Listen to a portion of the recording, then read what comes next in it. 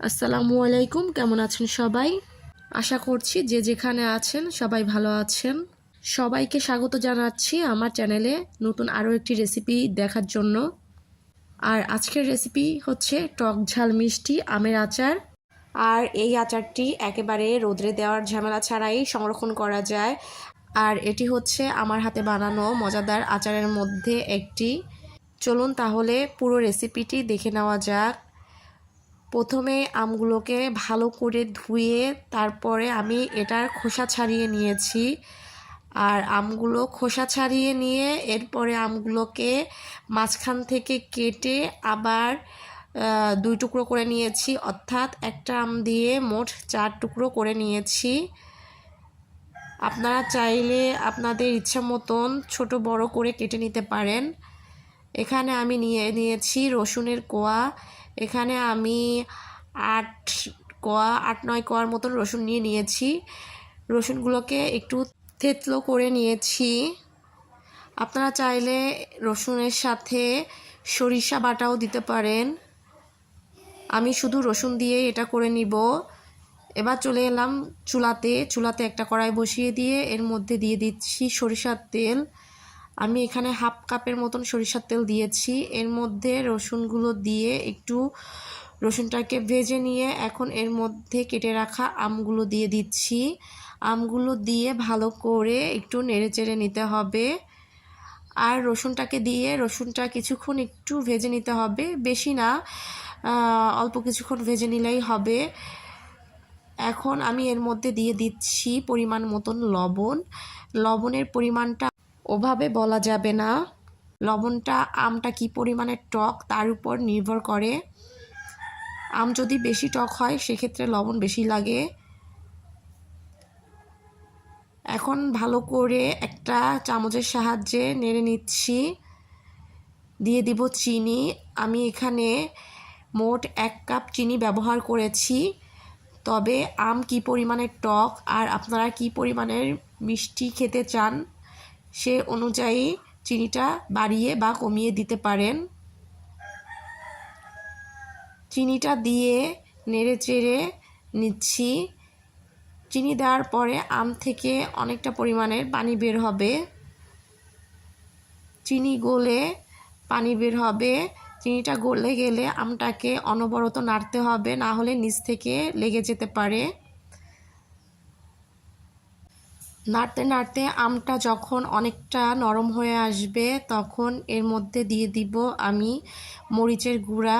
এখানে আমি শুকনা মরিচটা ভেজে তারপরে গুঁড়া করে নিয়েছি। আমি এখানে 1 চামচ মরিচের গুঁড়া দিয়েছি। এখন এটাকে ভালো করে নেড়ে আমের সাথে মিশিয়ে নিব। আপনারা যদি আচারে বেশি ঝাল খেতে চান সেক্ষেত্রে মরিচটা বাড়িয়ে বা কমিয়েও দিতে পারেন। এ পর্যায়ে এর মধ্যে দিয়ে দিচ্ছি 5 ফোড়ন। 5 ফোড়নটাকে আমি একটু ভেজে নিয়ে তারপর গুঁড়া করে নিয়েছি। এখানে 2 চামচ 5 ফোড়ন গুঁড়া দিয়ে দিয়েছি। চামচের সাহায্যে খুব ভালো করে নেড়ে সব কিছু মিশিয়ে নিতে হবে। আর অবশ্যই খেয়াল রাখতে হবে নিচ থেকে যাতে লেগে না যায়। এক্ষেত্রে নিচ থেকে লেগে যাওয়ার ভয় থাকে, এর জন্য বারবার নাড়তে হবে। চুলার আঁচ মাঝারিতে রেখে আমি পুরো আচারটা তৈরি করে নিয়েছি। এ পর্যায়ে এর মধ্যে দিয়ে দিচ্ছি 1 চা চামচ বিট লবণ। বিট লবণটা আচারের স্বাদটাকে অনেক গুণে বাড়িয়ে দিবে। তবে আপনারা চাইলে শুধুমাত্র লবণ দিয়েও আচারটা তৈরি করে নিতে পারেন, সেক্ষেত্রেও আচারটা খেতে মজা হবে।